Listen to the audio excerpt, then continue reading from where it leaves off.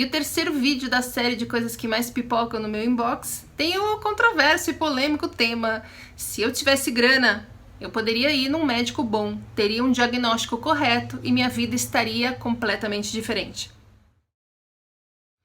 O Brasil é um país que tem uma desigualdade social muito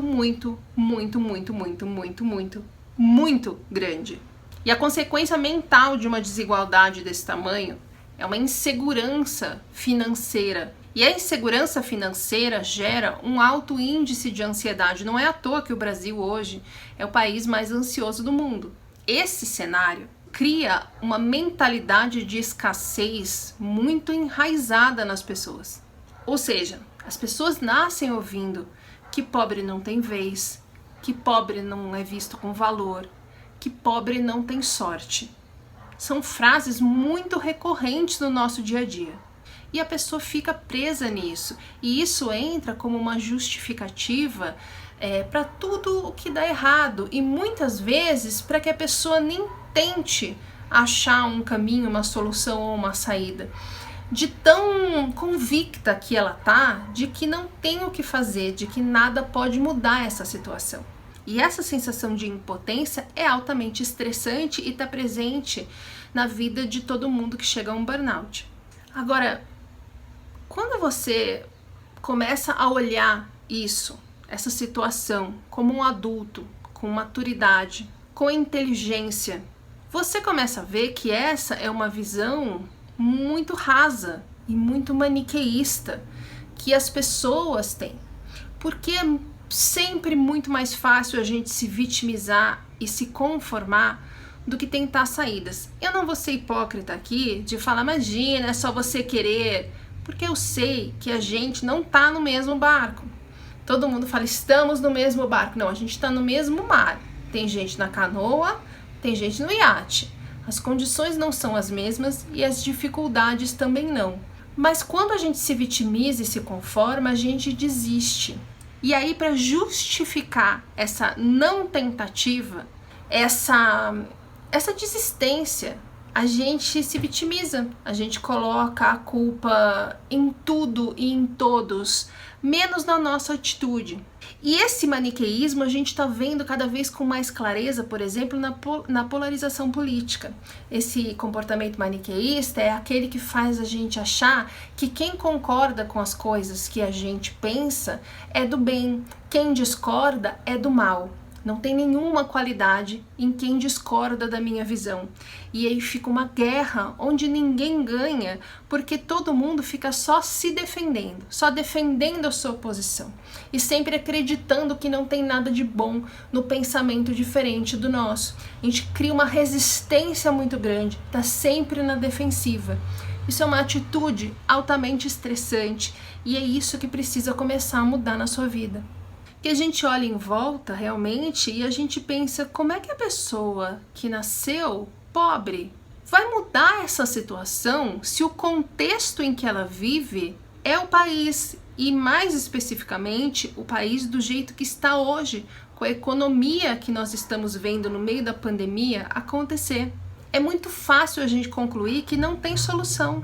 E quando a gente conclui que não tem solução, a gente comenta isso à nossa volta e as pessoas concordam com a gente. Então é muito fácil a gente entender que nós estamos certos em desistir de qualquer tentativa. E é fácil porque, gente, eu não vou ser idiota de vir aqui mandar o discursinho da meritocracia ou do que o dinheiro não compra felicidade, porque isso aí é balela.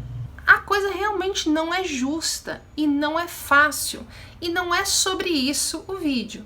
O vídeo é sobre uma questão muito importante que é a forma de você encarar a vida. Eu tinha na minha cabeça que eu ia morrer sozinha, que eu nunca teria nenhum relacionamento amoroso, que tipo, isso não era pra mim. E os resultados que eu via na minha vida era realmente de não ter nenhum relacionamento. Eu tinha casos esporádicos, coisas que nunca iam pra frente, sempre homens indisponíveis e situações que faziam com que eu reforçasse essa minha crença de que ser feliz no amor não era pra mim.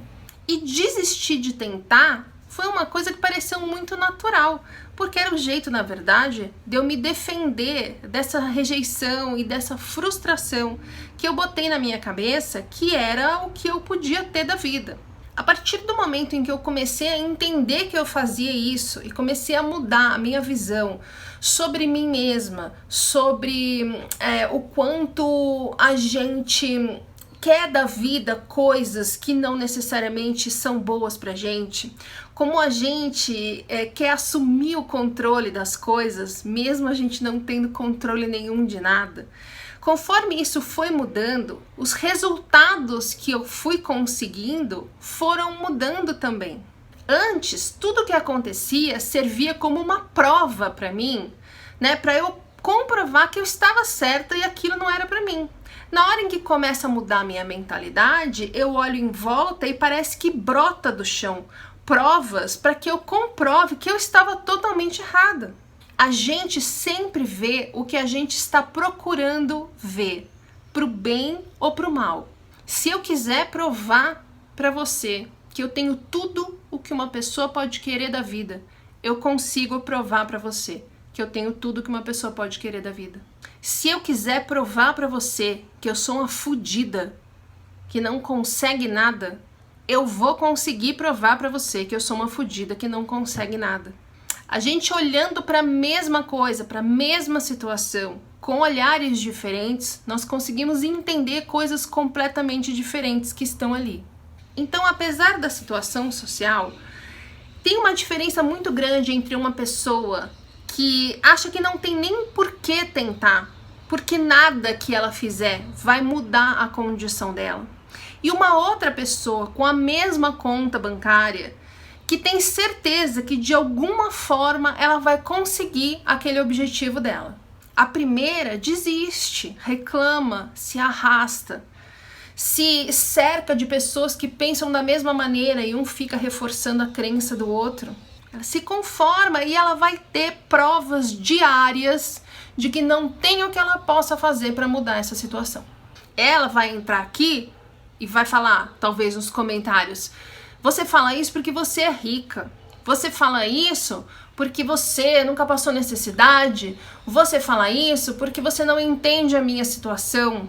Ela precisa de alguma forma acreditar que não tem o que ela possa fazer, porque em algum lugar dela ela sente que não é capaz de mudar aquilo. Ou porque ela ouviu tanto, por tanto tempo, de tanta gente que uma situação ruim não se consegue mudar, que ela nunca pensou que ela pode tentar mudar.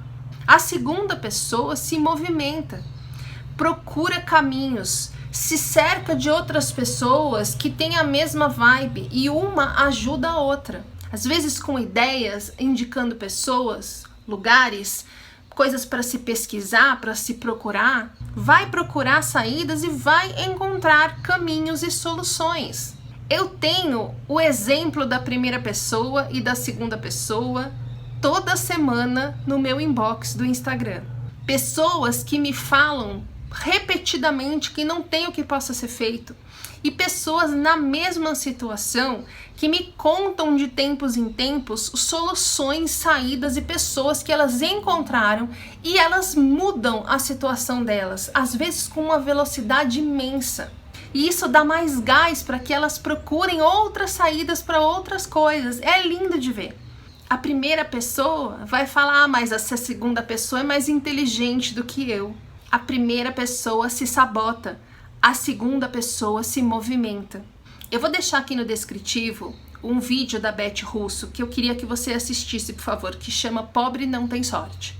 E aí chegamos no tratamento de burnout. Sim, a grana realmente vai fazer diferença no tratamento, porque o tratamento ideal é ir a um médico integrativo e não tem médico integrativo no sistema público de saúde e muitos poucos planos de saúde têm médicos ortomoleculares lá ali na sua lista de médicos associados, né, credenciados. Aí me falam, então tá vendo? Eu não tenho o que fazer, eu nunca vou sarar. Só que muita gente entra no meu inbox reclamando que não tem o que fazer, sem nem saber o que é um médico integrativo, sem ter dado um Google para tentar entender o que é.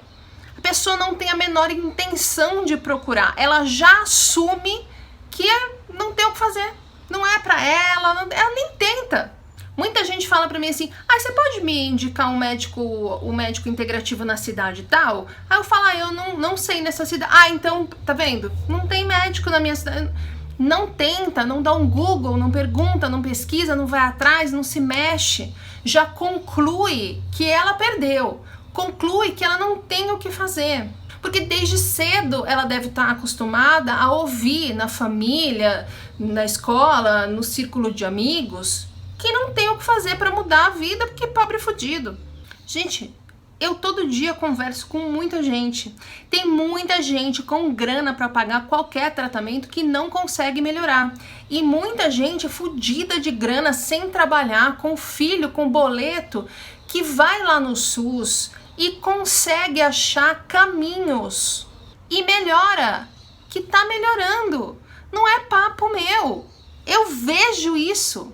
E aí me falam, tá vendo? Se eu tivesse dinheiro, eu iria num médico bom, eu teria tido o diagnóstico correto, o tratamento certo e eu já teria sarado.